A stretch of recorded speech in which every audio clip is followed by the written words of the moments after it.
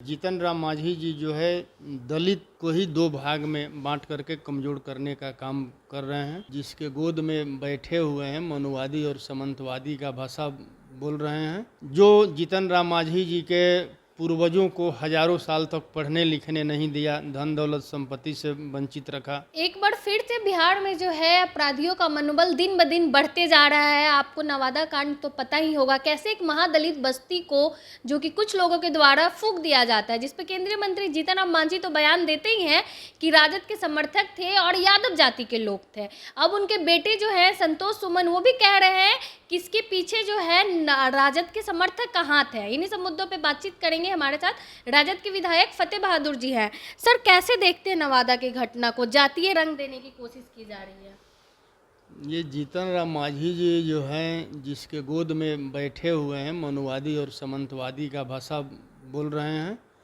और मैं समझता हूँ कि इसमें जीतन राम मांझी जी जो है दलित को ही दो भाग में बांट करके कमजोर करने का काम कर रहे हैं।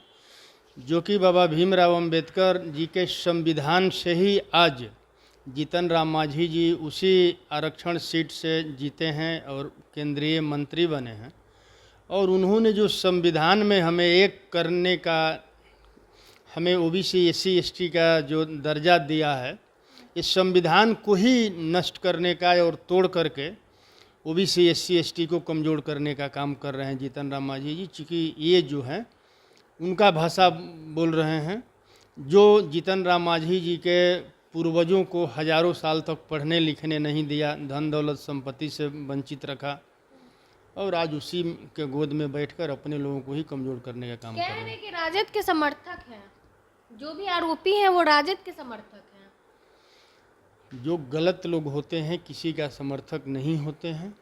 हम कहें कि जीतन राम मांझी का ही समर्थक हैं तो एक गलत है।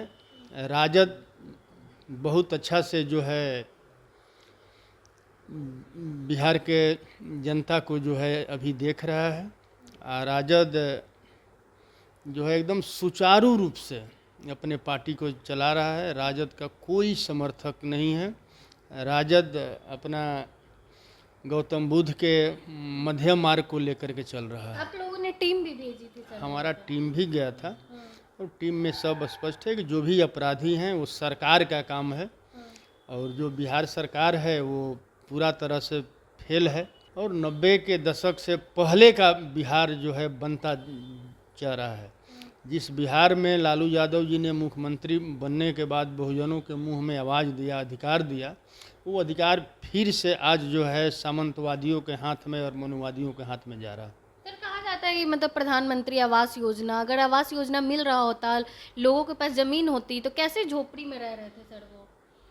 मैं तो बोल रहा हूँ पूरा सरकार फेल है, डबल इंजन का सरकार फेल है। आज गरीब जो हैं रोड पर रहने के लिए मजबूर हैं, और उस पर भी जो सरकार है गरीबों के खिलाफ ही, जो लोग झोपड़ी बना करके रहते हैं, अतिक्रमणवाद चला करके गरीबों का झोपड़ी उजाड़ रहा है।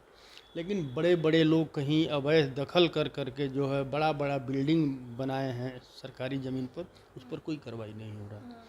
तो सरकार जो है मनुवादियों और सामंतवादियों के हित में काम कर रहा है, और पिछड़े दलितों को पूरी तरह मतलब कि बर्बाद करने पर तुला हुआ है। आपके नेता तेजस्वी यादव भी कानून व्यवस्था को लेकर जब सवाल उठाते हैं, तो दिलीप जायसवाल जो कि भाजपा के प्रदेश अध्यक्ष भी हैं बिहार के, वो कहते हैं कि तेजस्वी यादव को क्या पता, वो तो विदेश में है, जाहिल हैं, वो बेरोजगार हो गए हैं। दिलीप जायसवाल जिसके गोद में बैठे हुए हैं, उन लोगों के बारे में पूछें अपने पूर्वजों से, अपने बाप दादाओं से, कि ये लोग जो है कोल कलवार जायसवाल तेली बनिया जो भी हैं ओबीसी एससी एसटी के लोगों को जाहिल गंवार बनाने के लिए ये लोग हजारों साल ज़बरदस्ती शिक्षा से वंचित रखा, धन दौलत संपत्ति से वंचित रखा। और आज दिलीप जायसवाल जी दुश्मन के ही गोद में बैठ करके दुश्मन का भाषा बोल रहे हैं। बेरोजगार कह रहे हैं कि तेजस्वी यादव तो बेरोजगार हो गए हैं। बेरोजगार तो पूरा देश हो गया है। तेजस्वी यादव जी ही क्या, पूरे देश के जो है 140 करोड़ जनता जो है आज चौराहे पर खड़ा है। अगर सुखी संपन्न मतलब हैं तो देश के 4 लोग हैं, दो देश को बेचने वाले हैं और दो देश का खरीदने वाले हैं, कौन सर? नरेंद्र मोदी जी और अमित शाह जी और अडानी और अंबानी। इसके अलावा तो सारे लोग बेरोजगार हैं।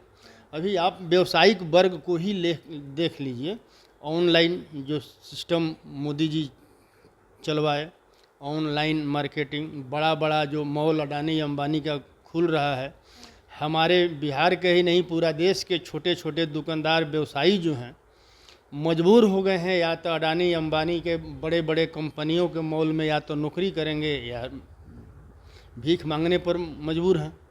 तो जो आज जो देश जो है पूरा पूंजीवादी व्यवस्था की तरफ बढ़ रहा है और यहाँ मध्यम वर्गीय गरीब वर्गों के लिए कोई जगह नहीं है। ये देश के डबल इंजन का जो सरकार चल रहा है, यही व्यवस्था है। चाहे व्यावसायिक वर्ग हो, चाहे किसान हो, चाहे मजदूर हो, सारे लोग परेशान हैं इस पूंजी व्यवस्था से और इस मनुवादी और सामंतवादी सरकार से। सरकार यानी पूरी तरह से अपराध को रोकने में फेल है सर। फेल नहीं है, जानबूझ करके ये एनडीए सरकार जो है जानबूझ करके अमीरों को और अमीर बना रही है और गरीबों को और गरीब बना रही है। और पूर्व में मतलब कि अघोषित ये लोग मनुस्मृति से देश को चला रहे हैं। इस मनुस्मृति में महिलाओं और शूद्रों को शिक्षा प्राप्त करने का अधिकार नहीं था, उसी दिशा में ये लोग देश को ले जा रहे हैं। आखिरी सवाल सर, जब नवादा की घटना घटती है तो सबसे पहले जीतन राम मांझी बयान देते हैं कि यादव जाति के लोग थे। अपराधी किसी जाति का नहीं होता है, किसी धर्म का नहीं होता, अपराधी का एक अलग जाति ही होता है। और ये तो दो समुदायों के बीच का है, उसमें तो यादव कहीं कोई मतलब कि है ही नहीं। मुख्य आरोपी किसी नंदू पासवान को बताया जा रहा है। जो भी हैं, देखिए ये आपसी मतभेद में हुआ है, लेकिन जो राजनीतिक लोग हैं, जीतन राम मांझी जैसे लोग जो हैं, वो दलित समाज को दो भागों में बांटने का काम कर रहे हैं। बहुत बहुत धन्यवाद सर। हमारे साथ फतेह बहादुर जी थे। इनका साफ तौर पे कहना है अपराधी की कोई जाति नहीं होती है। बाकी आपने सुना इन्होंने क्या कुछ कहा, बाकी आप अपनी राय कमेंट बॉक्स में ज़रूर दें। धन्यवाद।